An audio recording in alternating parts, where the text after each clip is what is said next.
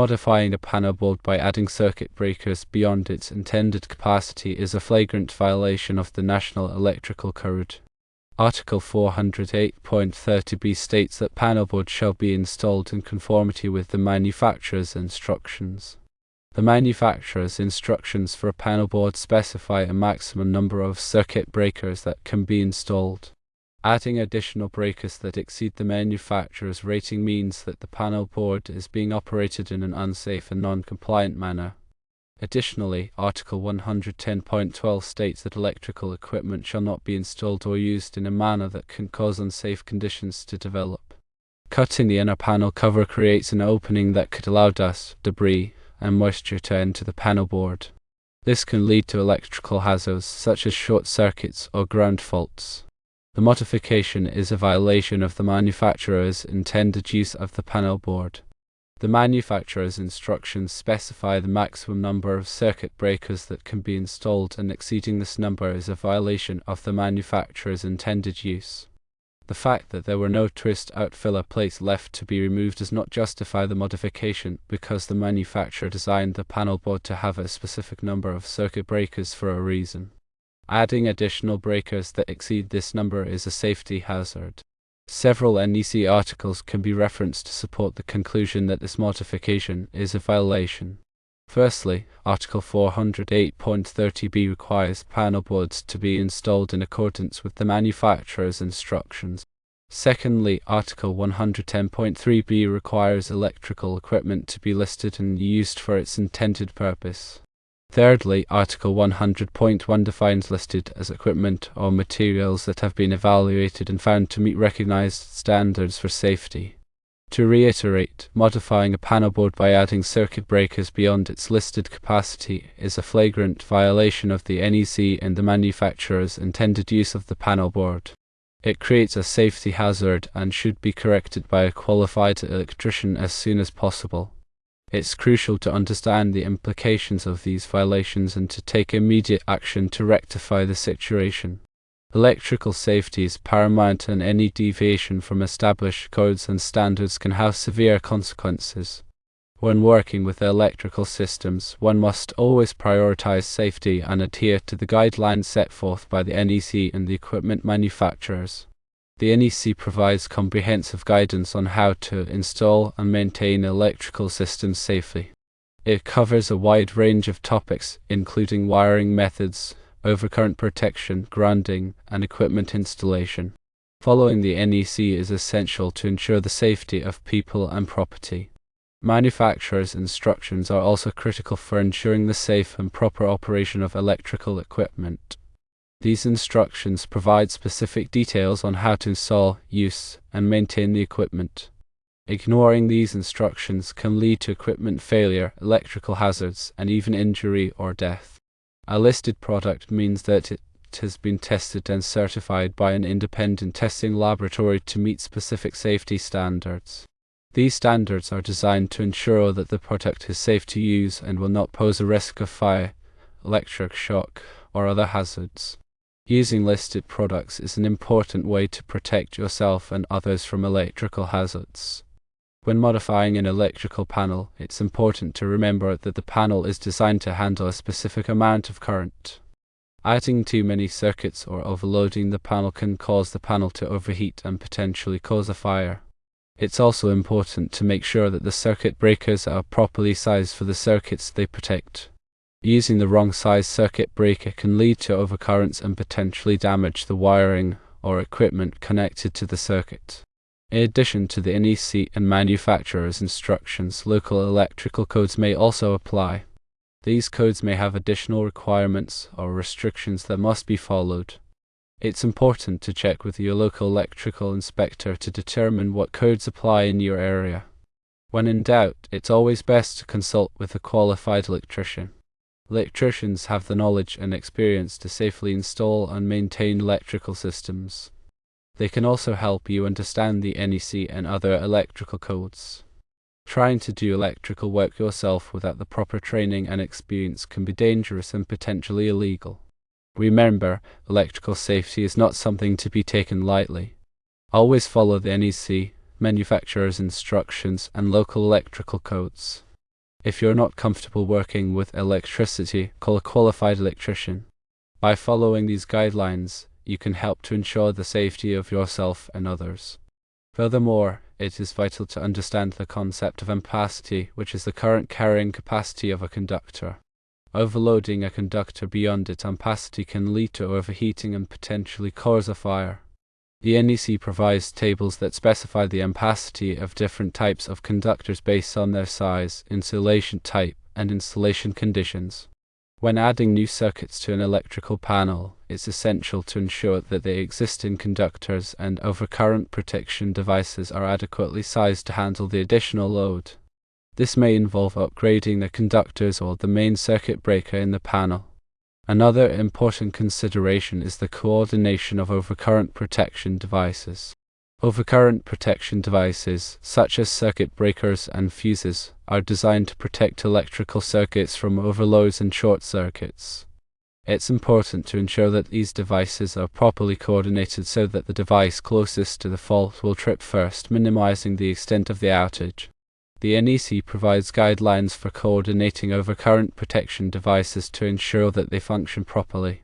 Grounding is also a critical aspect of electrical safety. Grounding provides a low impedance path for fault current to flow back to the source, allowing the overcurrent protection device to trip and clear the fault. Proper grounding helps to prevent electrical shock hazards and minimizes the risk of damage to equipment. The NEC specifies the requirements for grounding electrical systems, including the size and type of grounding conductors, the methods of connecting to ground, and the location of grounding electrodes. In addition to the technical aspects of electrical safety, it's also important to be aware of the potential hazards associated with working with electricity. Electricity can be dangerous, and even a small shock can be fatal. Always take precautions to protect yourself from electrical shock when working with electrical systems. These precautions include wearing appropriate personal protective equipment, such as gloves and high protection, to energizing circuits before working on them, and using insulated tools. It's also important to be aware of the potential for arc flash, which is a dangerous electrical explosion that can occur when working on energized equipment.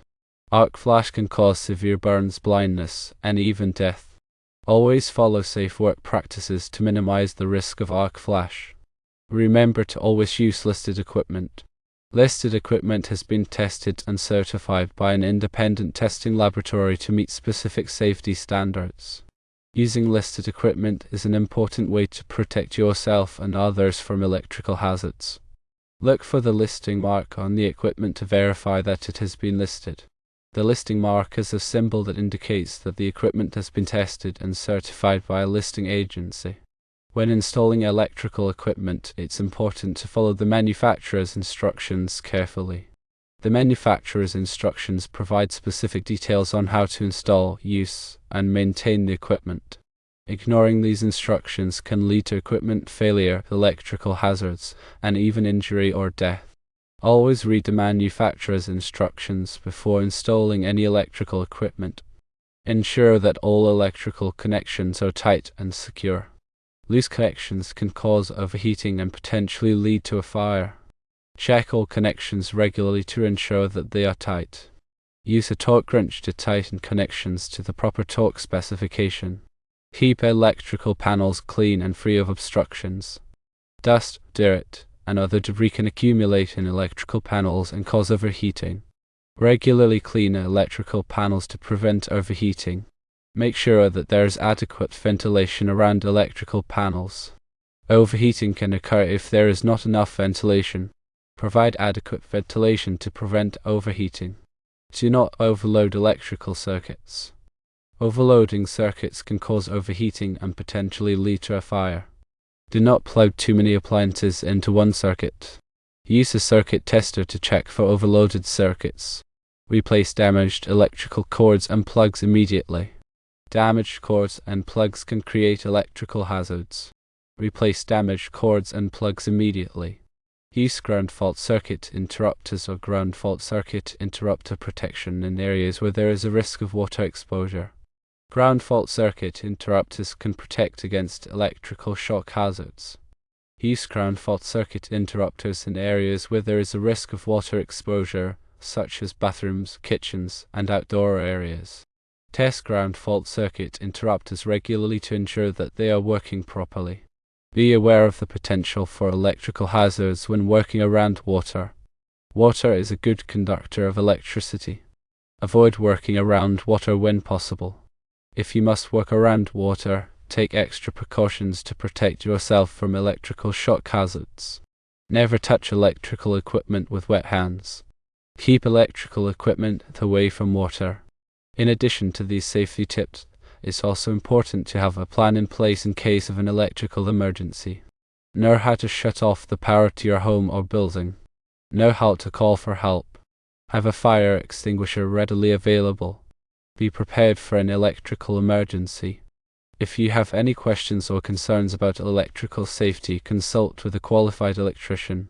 Electricians have the knowledge and experience to safely install and maintain electrical systems. They can also help you understand the NEC and other electrical codes.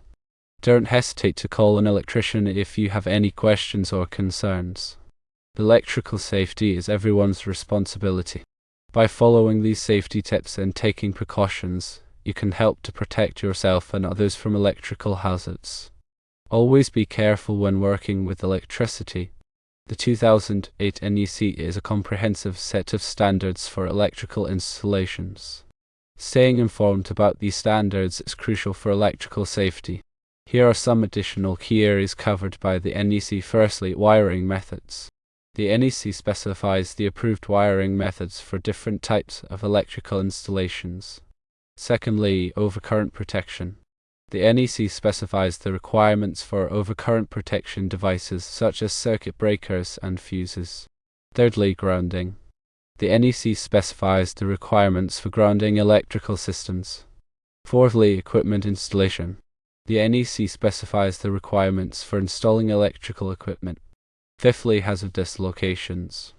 The NEC provides special requirements for electrical installations in hazardous locations. Sixthly, special occupancies. The NEC provides special requirements for electrical installations in special occupancies such as hospitals and schools. Seventhly, emergency systems. The NEC provides requirements for emergency electrical systems. Eighthly, communications systems.